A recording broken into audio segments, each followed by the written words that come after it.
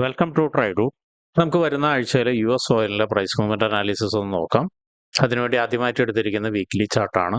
Weekly ചാർട്ടിൽ കഴിഞ്ഞ ആഴ്ച ഒന്ന് നന്നായി താഴോട്ടേക്ക് ഇറങ്ങി ഒരു ഇംബാലൻസിൽ നിന്ന് സപ്പോർട്ട് എടുത്തിട്ട് ഒരു റിയാക്ഷൻ മുകളിലേക്ക് കൊടുത്തിട്ടുണ്ട്. അത്യാവശ്യം മോശമില്ലാത്തൊരു റിയാക്ഷനാണ്. എന്നിരുന്നാൽ പോലും അതൊരു ബുള്ളിഷ് ക്യാൻഡിൽ ആയിട്ടില്ല, ഇപ്പോഴും ബെയറിഷ് ക്യാൻഡിൽ തന്നെയാണ്. വീക്ക്ലി ചാർട്ടിൽ മറ്റൊരു കാര്യം കൂടി ശ്രദ്ധിച്ചു കഴിഞ്ഞാൽ മനസ്സിലാവുന്ന കാര്യം നോക്കിയാൽ കാണാം, ഒരു കൃത്യമായൊരു ഡൗൺ ട്രെൻഡ് ആയിരുന്നു കഴിഞ്ഞ കുറേ നാളുകളായിട്ട്.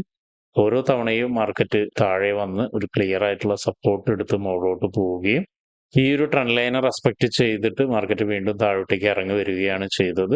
കഴിഞ്ഞ ആഴ്ചയും അതിന്റെ മുന്നത്തെ ആഴ്ചയും ആ ട്രെൻഡ് ലൈനെ റെസ്പെക്ട് ചെയ്ത് താഴോട്ടേക്ക് ഇറങ്ങി. മാത്രമല്ല നോക്കിയാൽ കാണാം, ഒരു ഇന്റേണൽ ഹൈനെയും കൂടിയും ബ്രേക്ക് ചെയ്തിട്ടുണ്ടായിരുന്നു. ബ്രേക്ക് ചെയ്യുക മാത്രമാണ് ചെയ്തത്, അവിടെയും സസ്റ്റെയിൻ ചെയ്യാതെ മാർക്കറ്റ് താഴോട്ടേക്ക് ഇറങ്ങി.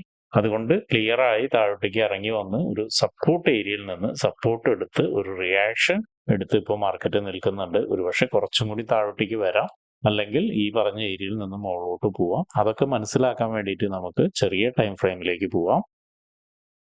പുറകിലേക്ക് വരുന്ന സമയത്ത് നമുക്ക് മറ്റൊരു ട്രെൻഡ് ലൈൻ കാണാം. മുകളിൽ നിന്ന് താഴോട്ടേക്ക് വളരെ ക്ലിയർ ആയിട്ടൊരു ട്രെൻഡ് ലൈൻ ഉണ്ടായിരുന്നു. ആ ട്രെൻഡ് ലൈൻ ഒരു ബ്രേക്ക് സംഭവിച്ചിട്ടുണ്ട്. ബ്രേക്ക് സംഭവിച്ചിരിക്കുന്നത് വളരെ സ്ട്രോങ് ആയിട്ടുള്ള ഒരു ക്യാൻഡിൽ സപ്പോർട്ട് എടുത്ത് താഴെ നിന്ന് മുകളിലോട്ട് പോയതാണ്. നോക്കിയാൽ കാണാം, ലാസ്റ്റ് ഡേ ക്യാൻഡിൽ, അതായത് ഫ്രൈഡേത്തെ ക്യാൻഡിൽ വളരെ സ്ട്രോങ് ആയിട്ടുള്ള ഒരു ബുള്ളിഷ് ക്യാൻഡിലാണ്. മാർക്കറ്റ് ഇപ്പോൾ അപ്രോച്ച് ചെയ്യുന്ന ഏരിയ എന്ന് പറയുന്നതും ഈ ഏരിയ തന്നെ ആയിരിക്കണം. ഇവിടെ മൾട്ടിപ്പിൾ ടൈം വന്നിട്ട് മാർക്കറ്റ് വന്ന് നിന്ന് അതിൻ്റെ അടുത്തൊക്കെ വന്ന് റിജക്ഷൻ തന്നിട്ടുണ്ടായിരുന്നു. ഇത്തവണയും മാർക്കറ്റ് അതിനെ അപ്രോച്ച് ചെയ്യുന്നുണ്ട്.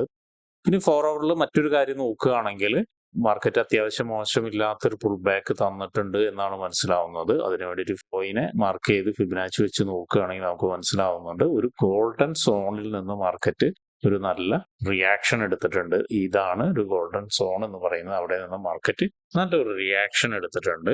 റിയാക്ഷൻ എടുത്തതിന് ശേഷം മാർക്കറ്റ് നോക്കിയാൽ കാണാൻ കഴിഞ്ഞ 2 ദിവസം, ഫ്രൈഡേയും തേഴ്സ്ഡേയും നല്ല രീതിയിൽ ബുള്ളിഷ് ക്യാൻഡിൽസ് ആണ് ക്രിയേറ്റ് ചെയ്തിരിക്കുന്നത്. അപ്പൊ അതിന്റെ ഒരു കണ്ടിന്യൂഷൻ ഉണ്ടാവും എന്ന് തന്നെയാണ് വിശ്വസിക്കുന്നത്. എനിവേ, 4 ഹവറിന്റെ പ്രധാനപ്പെട്ട ഏരിയ ഒന്ന് ഇതാണ്.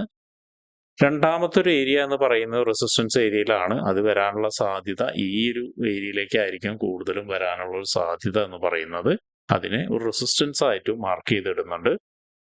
അതിനൊരു കാരണം എന്ന് പറയുന്നത് നോക്കിയാൽ കാണാം, ഇവിടെ ഒരു ഹൈ ക്രിയേറ്റ് ചെയ്തിട്ടുണ്ടായിരുന്നു. അതിന്റെ ലോ ആയിരുന്നു അത്, അതായത് ഒരു ഹയർ ലോ ആയിരുന്നു അത്. ഈ ഒരു ഹയർ ലോയിനെ ബ്രേക്ക് ചെയ്ത് മാർക്കറ്റ് താഴോട്ടേക്ക് വന്നത്.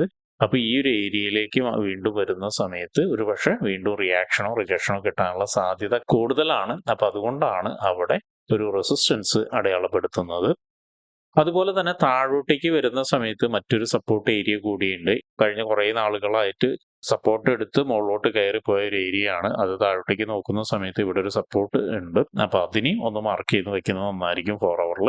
ഇനി നമുക്ക് 1 ഹവറിൽ പോയിട്ട് എൻട്രി സാധ്യതകൾ എന്തൊക്കെയാണെന്നുള്ളതൊന്ന് നോക്കാം. 1 ഹവറിലേക്ക് വരുന്ന സമയത്ത് മാർക്കറ്റ് നേരത്തെ പറഞ്ഞ പോലെ തന്നെ മാർക്കറ്റ് വളരെ സ്ട്രോങ് ആയിട്ടാണ് മുകളിലോട്ട് പോകുന്ന സമയത്ത് ഈ ഒരു ഏരിയനെ ബ്രേക്ക് ചെയ്ത് കഴിഞ്ഞാൽ മുകളിലോട്ട് ഒരു ഓപ്പർച്യൂണിറ്റി ഉണ്ട്. അതിലെ ഓപ്പർച്യൂണിറ്റി എന്ന് പറയുന്നത് റെസിസ്റ്റൻസ് ഏരിയ വരെയാണ്. നേരത്തെ മാർക്ക് ചെയ്ത 4 ഹവറിന്റെ റെസിസ്റ്റൻസ് ഏരിയ വരെയാണ്. ഇവിടെ നോക്കിയാൽ കാണാം, മൾട്ടിപ്പിൾ ടൈം വന്ന് മാർക്കറ്റ് റെസിസ്റ്റൻസ് എടുത്തിട്ടുണ്ട്. ആ ഒരു ഏരിയയിലേക്ക് വീണ്ടും മാർക്കറ്റ് ഒന്നും കൂടെ വരാനുള്ള സാധ്യത കാണും. അതിൻ്റെ ഉള്ളിൽ ഒരു ഇംബാലൻസും കൂടിയുണ്ട്. ഈ ട്രേഡ് എടുക്കുന്ന ആളുകൾ മാക്സിമം ഈ ഒരു ലൈൻ വരെ ടാർഗറ്റ് വെക്കുക. 75.133 ആണ്. അതിന് കുറച്ച് താഴോട്ടേക്ക് വെക്കുന്നതായിരിക്കും നല്ലത്, കാരണം അവിടെ ഒരു ഇംബാലൻസ് ഉള്ളത് കൊണ്ടാണ്. ഒരുപക്ഷെ അവിടെ വന്നതിന് ശേഷം വീണ്ടും മാർക്കറ്റ് ഒന്ന് താഴോട്ടേക്ക് വരാം. താഴോട്ടേക്ക് വരാനുള്ള ഒരു ഏരിയ എന്ന് പറയുന്നത് ഒരുപക്ഷെ ഇത് തന്നെയായിരിക്കും, ബ്രേക്ക് ചെയ്ത് പോകുന്ന ഏരിയ തന്നെ ആയിരിക്കും. അതിൻ്റെ ഒരു പ്രധാന കാരണം, ഇതുപോലുള്ള വലിയ ക്യാൻഡിലോട് കൂടിയാണ് ബ്രേക്ക് ചെയ്യുന്നതെങ്കിൽ ഈ ഒരു ഏരിയ അല്ലെങ്കിൽ ഇവിടേക്ക് മാർക്കറ്റ് ഒരിക്കൽ കൂടി വന്ന് അതിനെ സപ്പോർട്ട് എടുത്ത് വീണ്ടും മുകളിലോട്ട് പോവാം. അങ്ങനെ മുകളിലോട്ട് പോവുകയാണെങ്കിൽ ഈ ഒരു ഏരിയനെയും ബ്രേക്ക് ചെയ്ത് അല്ലെങ്കിൽ റെസിസ്റ്റൻസ് ഏരിയനെയും ബ്രേക്ക് ചെയ്ത് കഴിഞ്ഞാൽ ഇതിന്റെ മുകളിൽ നിന്ന് വീണ്ടും ഒരു സ്ട്രോങ് ബൈ നമുക്ക് കിട്ടും. അതിനൊരു ടാർഗറ്റ് വരുന്നത് കുറച്ച് മുകളിലായിരിക്കും. അത് ഏറെക്കുറെ നെക്സ്റ്റ് ഒരു ഹൈ ആയിരിക്കാം. ഏറെക്കുറെ ഈ ഒരു ലെവലിലൊക്കെ ആയിരിക്കും ടാർഗറ്റ് വരുന്നത്.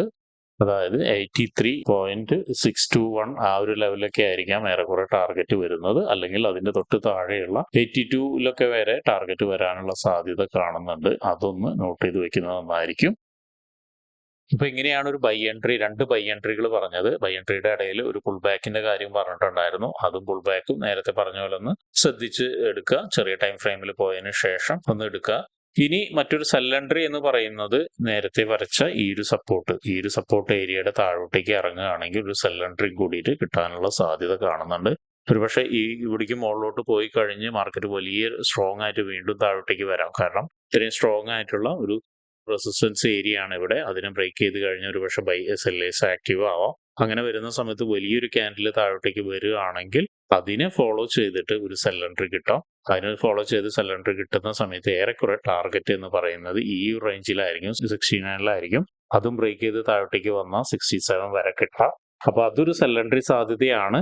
കുറെ കാലങ്ങൾക്ക് ശേഷം വളരെ സ്ട്രോങ് ആയിട്ട് മാർക്കറ്റ് ഒന്ന് മുകളിലോട്ട് പോകാനുള്ള ശ്രമം നടത്തുന്നതാണ്. ഒരുപക്ഷെ അത് ബ്രേക്ക് ചെയ്ത് പോവുകയാണെങ്കിൽ ബൈ എൻട്രി ആയിരിക്കും, അല്ലെങ്കിൽ സെൽ എൻട്രി കിട്ടാനുള്ള സാധ്യതയുണ്ട്. പ്രത്യേകിച്ച് ഈ ട്രെൻഡ് ലൈനിന്റെ താഴേക്ക് വീണ്ടും ഇറങ്ങുന്ന സമയത്തും ഈ ഒരു സപ്പോർട്ടിന്റെ താഴത്തേക്ക് ഇറങ്ങുന്ന സമയത്തും സെൽ എൻട്രി കിട്ടാനുള്ള സാധ്യതയുണ്ട്. അതും നോട്ട് ചെയ്ത് വെക്കുക. അപ്പൊ ഇത്രയാണ് US ഓയിലിലെ പ്രൈസ് മൂവ്മെന്റ് അനാലിസിസ് പറയുന്നത്. അപ്പൊ ഇങ്ങനെയുള്ള കാര്യങ്ങളൊക്കെ നിങ്ങൾക്ക് പഠിക്കാൻ താല്പര്യമുണ്ടെങ്കിൽ ട്രേഡ് റൂട്ടുമായിട്ട് ബന്ധപ്പെടാം. അത് ഫ്രീ ആയിട്ട് ട്രേഡിങ്ങിന്റെ കാര്യങ്ങളൊക്കെ നിങ്ങൾക്ക് പഠിക്കാവുന്നതാണ്. അതിനു വേണ്ടിയിട്ട് ഈ വീഡിയോയുടെ ഡിസ്ക്രിപ്ഷനിൽ ഒരു ഗൂഗിൾ ഫോം കൊടുത്തിട്ടുണ്ട്. ആ ഗൂഗിൾ ഫോം കൃത്യമായി വായിച്ച് അതിലുള്ള കണ്ടീഷൻസ് ഒക്കെ ഓക്കെ ആണെങ്കിൽ മാത്രം ഫിൽ ചെയ്യുക. അതോടൊപ്പം തന്നെ ഡിസ്ക്രിപ്ഷനിലുള്ള വാട്സപ്പ് ചാനലിൽ നിങ്ങൾക്ക് ജോയിൻ ചെയ്യാവുന്നതാണ്. അവിടെ ട്രേഡ് റൂട്ടിന്റെ അപ്ഡേറ്റ്സ് ലഭിക്കുന്നതാണ്.